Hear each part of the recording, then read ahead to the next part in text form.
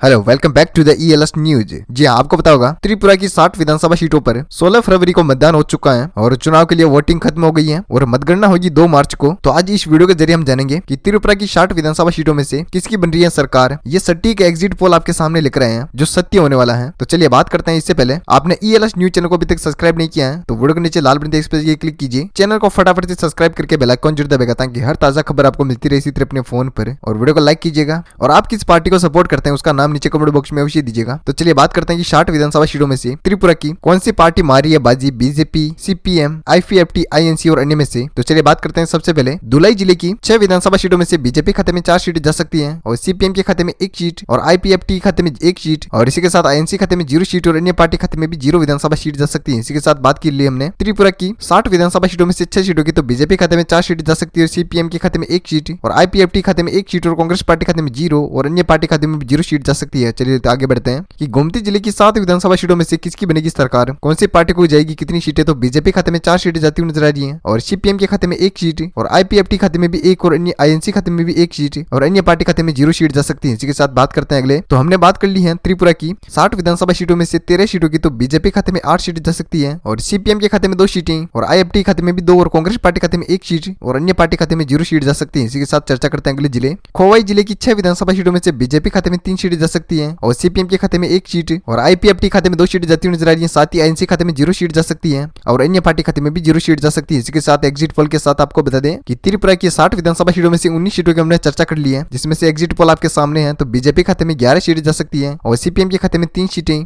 और IPFT खाते में 4 सीटें जाती हुई नजर आ रही है। साथ ही कांग्रेस पार्टी खाते में 1 सीट और अन्य पार्टी खाते में 0 सीट जा सकती है। इसी के साथ बात करते हैं अगले जिले। उत्तर त्रिपुरा की 7 विधानसभा सीटों में से एग्जिट पोल है, तो बीजेपी खाते में 4 सीटें जा सकती है और CPM के खाते में 2 सीटें और IPFT खाते में 1 सीट और INC खाते में 0 सीट और अन्य पार्टी खाते में भी 0 सीट से सामना करना पड़ सकता है। इसी के साथ चर्चा करते हैं कि त्रिपुरा की 60 विधानसभा सीटों में से एग्जिट पोल है, तो हमने चर्चा कर ली है 26 सीटों की, तो बीजेपी खाते में 15 सीटें जा सकती है और CPM के खाते में 5 सीटें और IPFT खाते में भी 5 सीटें जाती हुई नजर आ रही है। साथ ही कांग्रेस पार्टी खाते में 1 सीट और अन्य पार्टी खाते में 0 सीट जा सकती है। इसी के साथ बात करते हैं अगले जिले। सिपाही जिले की 9 विधानसभा सीटों में से बीजेपी खाते में 6 सीटें जा सकती है और CPM के खाते में 1 सीट और IPFT खाते में भी 1 और अन्य INC खाते में 1 सीट और अन्य पार्टी खाते में 0 सीट जा सकती है। इसी के साथ हमने बात कर ली है त्रिपुरा राज्य की 60 विधानसभा सीटों में से 35 सीटों की, तो एग्जिट पोल आपके सामने स्क्रीन पर है। तो बीजेपी खाते में 21 सीटें जा सकती है और CPM के खाते में 6 सीटें जाती हुई नजर आ रही है। साथ ही IPFT खाते में 6 सीटें और कांग्रेस पार्टी खाते में 2 सीटें और अन्य पार्टी खाते में 0 सीट जा सकती है। इसी के साथ बात करते हैं अगले जिले। दक्षिण त्रिपुरा की 7 विधानसभा सीटों में से बीजेपी खाते में 5 सीटें जा सकती है और CPM के खाते में 2 सीटें और IPFT खाते में 0 सीट और INC खाते में भी 0 सीट और अन्य पार्टी खाते में भी